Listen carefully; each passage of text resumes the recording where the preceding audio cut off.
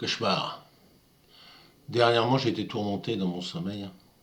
Je me suis vu à l'automne de ma vie. Une fois de plus, nous avons dû nous déplacer.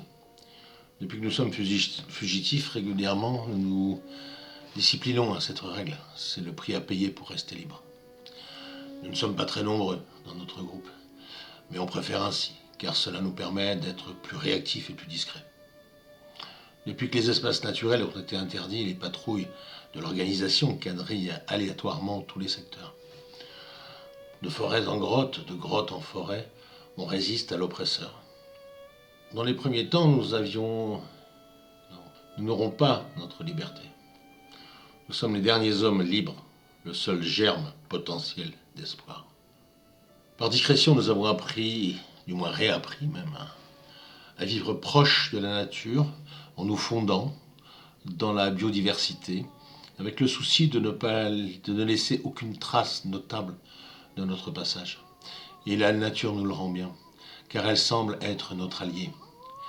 Nous découvrons régulièrement de nouvelles ressources alimentaires et médicamentales indispensables à notre survie.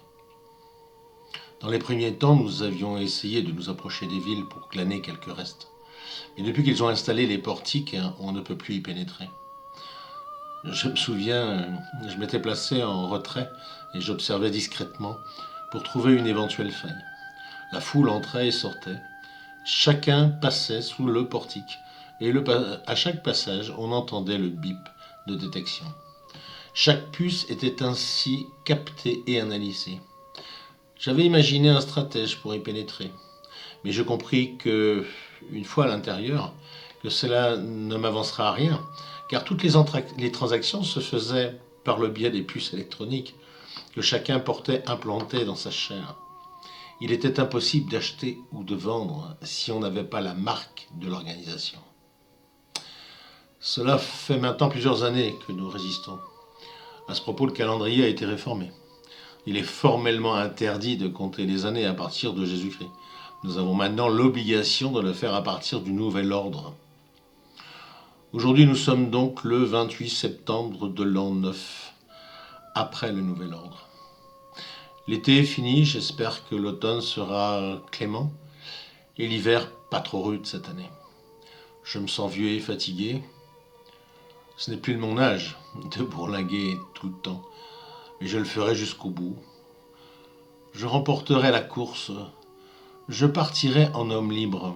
Je suis un des rares témoins de notre passé, et avant que l'histoire ne se réécrive, je me dois de la raconter, d'expliquer notre fourvoiement, de dénoncer le chemin qui a permis à une minorité d'hommes d'assujettir tous les autres.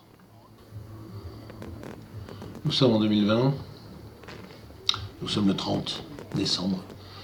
Encore une journée à vivre dans cette année 2020 qui n'a pas été facile. En espérant envoyer ces feux d'artifice, que cela ne reste que un feu d'artifice et pas quelque chose de beaucoup plus grave sur 2021. Ils vont nous confiner pour la 3e fois.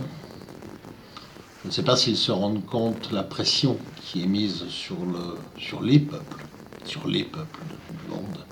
Aujourd'hui, encore une fois, de plus en plus de suicides, des entreprises qui ferment, du chômage en quantité, leur plan 2030 qui avance. Voilà où on en est.